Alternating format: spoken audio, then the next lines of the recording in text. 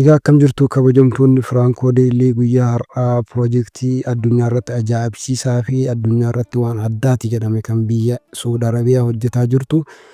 Maal akka ta'e jalqaba irraa kaasnee hanga xumuraatti waan miidiyaalee irraa odeeffanne gurraan isin buufna jechuudha. Egaa ilmi mootii Salmaan Mohammed bin Salmaan jechuudha biyya Saudi Arabiyaatti.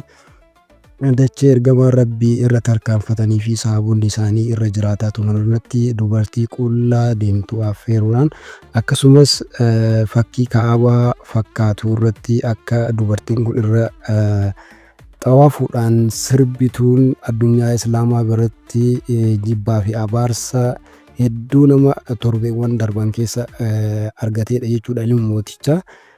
Ilmi mootichaa kun piroojeektoota gurguddoo kana hoogganuudhaan adda durummaadhaan kan beekamudha jechuudha.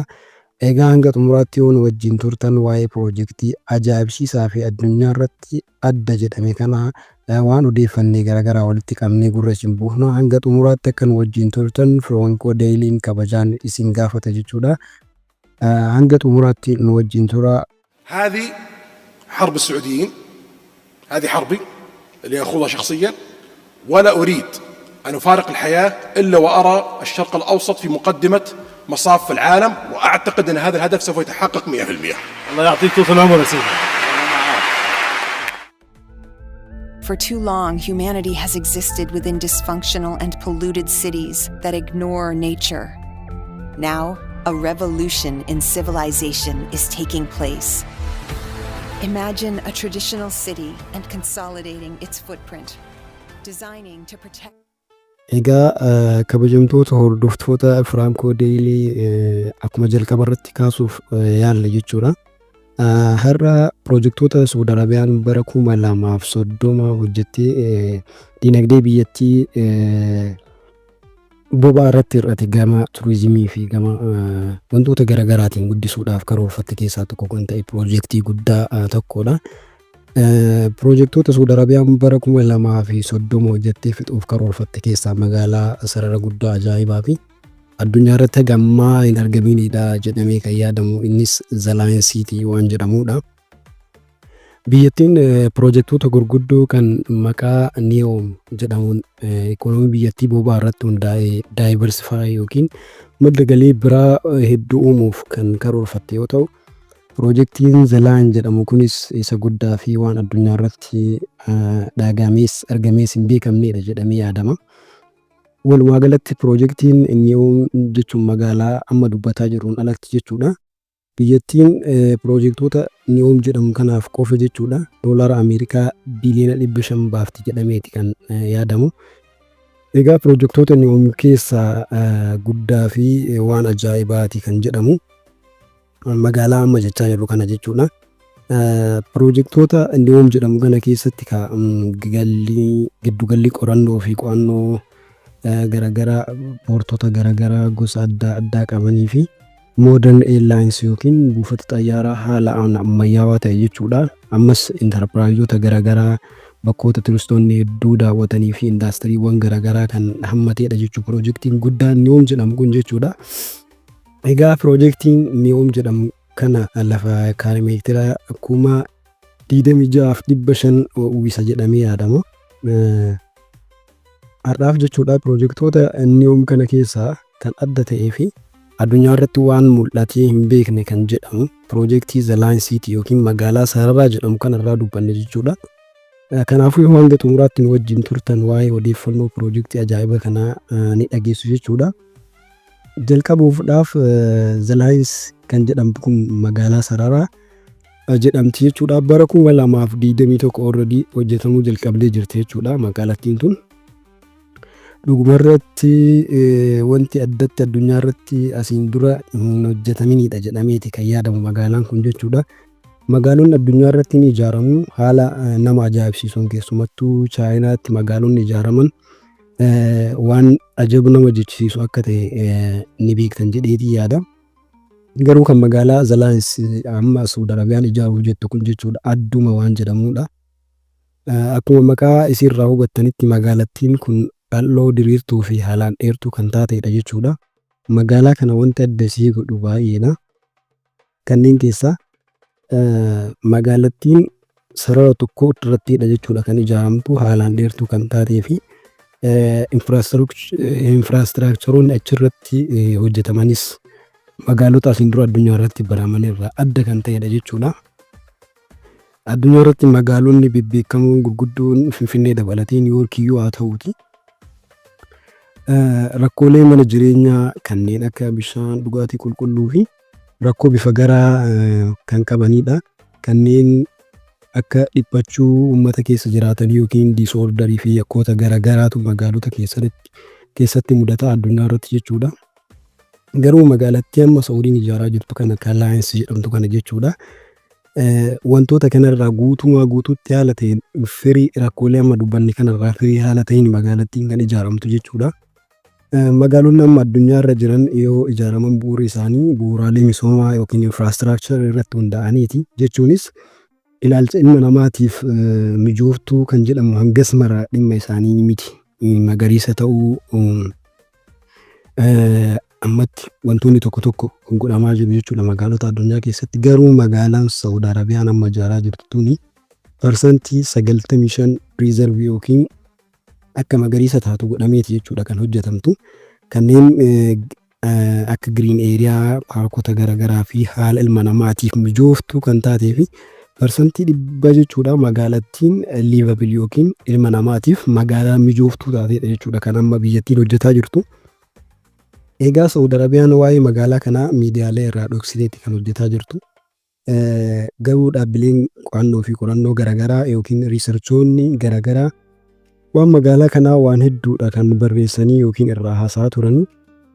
Nutis kaadha magaalaa kana miidiyaalee garaagaraa irraa odeeffannoo garaagaraa irraa waan walitti qabeesniin gaa jechuudha. Jalqaba irratti magaalaan Alliance jedhamtu kun kiiloomeetira 170 yookiin maayila 100 kan dheerattu ta'a jechuudha.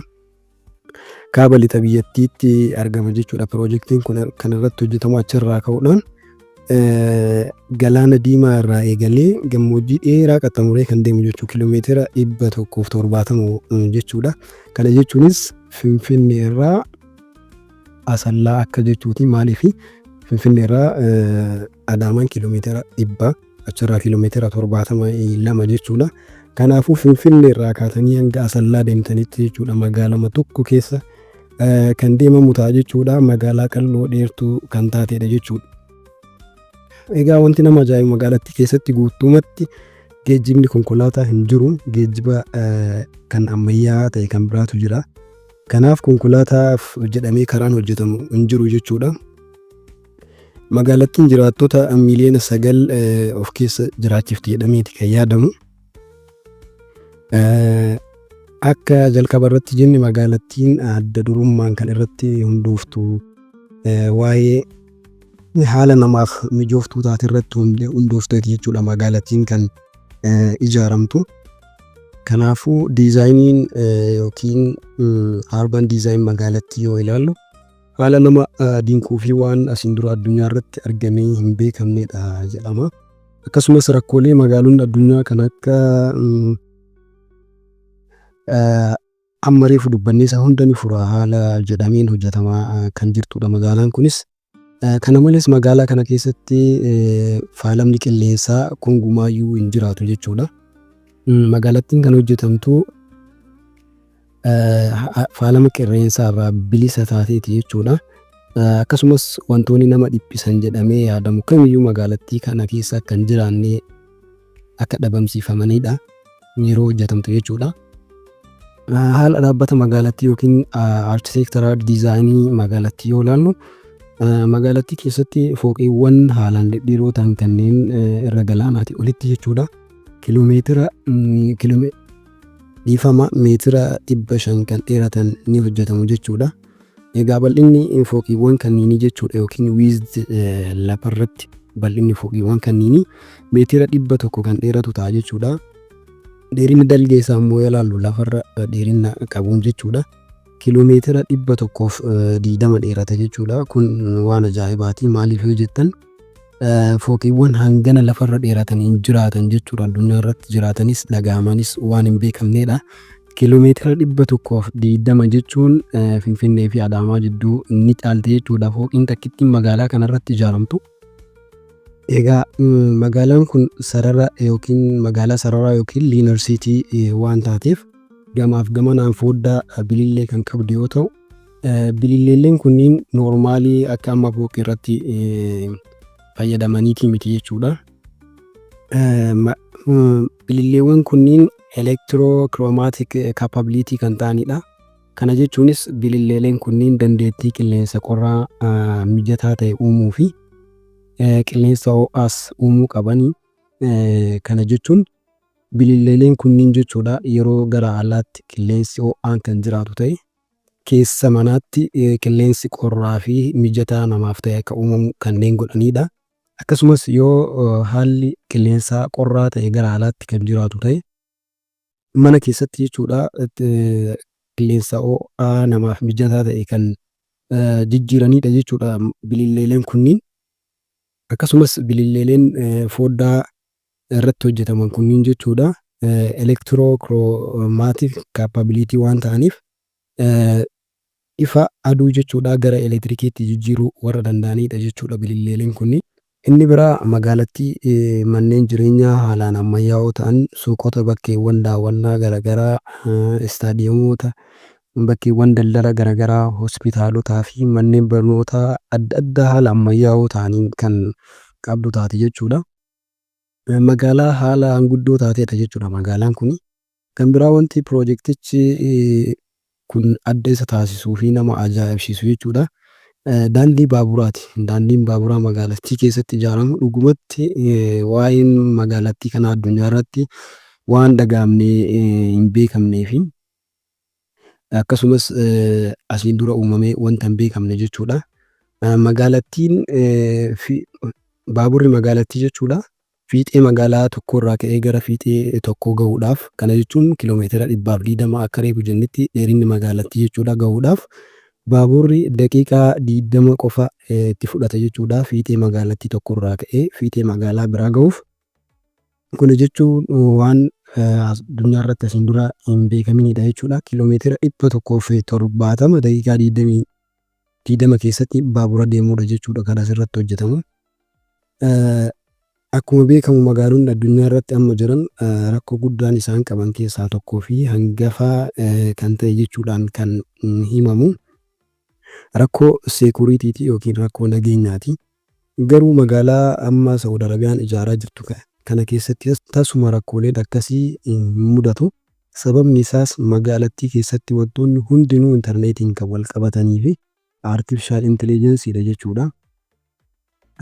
Fakkeenyaaf teessoon dhaabni manneenii balbaltii bakki taa'umsaa fi bakkeewwan jireenyaa hundi yookiin bakkeewwan bashannanaa hundi aartifishaal intelijensiin kan wal qabatanii fi intarneetiin kan wal qabatan waan ta'eef yoo yakki kan uumamu ta'e odeeffannoo kennuudhaan yakki magaalota keessatti magaalattii keessatti uumamu akka hin babal'anneef kan deeggaran waan ta'eef yakki magaalattii keessatti uumamuuf carraan isaa zeeroodha jechuudhaan kan odeeffamu. Wanti biraa kan adda magaalaa kanatti taate jiraattota miliyoona 9 ta'an kanaaf magaalattiin kun ufumaaf qonna qottee jiraattota ishee kana nyaataan danda'uudhaaf kan diizaayin godhamte. Kana jechuunis magaalattiin qonna irraa olee yookiin dalga fooqiiwwanii irratti hojjechuudhaan nyaata oomishti jechuudha. Magaalattiin guutummaatti magariisa jechuudha magaalattiin kun. Kanaafuu nyaata uummata miliyoona 9 kana hunda jiraachisuu danda'u yookiin immoo akka madda nyaataatti kan eegamu alarraa osoo hin ta'in magaalattii kana keessaa akka ta'utti kan diizaayin godhamte jechuudha. Inni biraan manneen magaalattii keessatti ijaaraman ismaart hoomiidha. Kana jechuun manneen kunniin fakkeenyaaf balbalti manichaa yoo bira geessan abbaa manaa ta'uu keessan beekee isiniif manama jechuudha. Gara keessaatti yoo seenan abbaa manaa seenuu isaa beekuudhaan jechuudha. Foddaan manichaa akkasumas wantoonni mana keessa jiran akka haalli qilleensaa nama saniif mijatutti foddaan banamee wantoonni garaagaraa kan hojjetamu jechuudha mana keessatti. Haala manicha keessa jiru odeeffannoo yoo barbaadan jechuudha yeroo biiroo jirtan kanneen fakkeenyaaf akka nyaanni mana keessa jira moo hin jiru firiijii keessa maaltu jira kan jedhu bakkuma jirtanitti jechuudha informationiin yookiin odeeffannoon mobaayila keessaniin argachuu ni dandeessu jechuudha.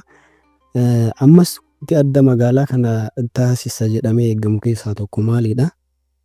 Haala fayyaa uummata magaalattii keessa jiraatanidha jechuudha. Haalli fayyaa uummata magaalattii keessa jiraatanii haala adda ta'een kan eegamudha, kan amma addunyaa irratti hin baratamin jechuudha. Fakkeenyaaf yoo daa'ima qabaattanii ashaangulliitii bittaniif jechuudha. Ashaangulliitii ittiin taphattu daa'imni keessan. Ashaangulliitiin kun ashaangulliitii asiin dura addunyaa irratti barame noormaalaa miti. Ashaangulliitiiwwan dhahannaa onnee daa'immanii safaruu danda'an, haalli fayyaa isaanii maalirra akka jiru kanneen information yookiin odeeffannoo abbaa daa'immaniitiif dabarsuu danda'anidha jechuudha. Maaliif artificial intelligence ashaangulliitota ta'anidha jechuudha magaalattii keessatti kan uumamanii. Ammas magaalaan kun wanti adda isii taasisu anniisaa haaromfamaa yookiin renewable energy fayyadamuu isheeti. Jechuunis magaalattiin guutumaa guutuutti anniisaa akka aduu, qilleensaa fi haayidroojinii qofa fayyadamti jechuudha. Dhumarratti magaalaan kun addunyaa irratti haala hin baramneen bakkuma magaalaan irratti hundooftutti miti kan ishiin hojjetamtu, gara biraatti hojjetamti yookiin prefabricate taate bakka itti hojjetamtutti gadi dhaabamti jechuudha. Kunis naannoon magaalaa kun itti ijaaramtu akka hin mancaaneef yaadameeti jedhama. Amma piroojektii maalirra akka jiru biyyattiin ibsuu baattus bara 2021 eegaltee hojjetamaa akka jiru beekamaadha, waan ifaati jechuudha. Egaa qophiin har'aaf qopheeffanne kan maaltu haarawa jedhu asumaan goolabna. Qophichi yoo isinitti tole subscribe gochuu hin dagatinaa isiniin jenna. Galatoomaa nagaan fayyaadhaan jiraadhaa, fayyaa ta'a.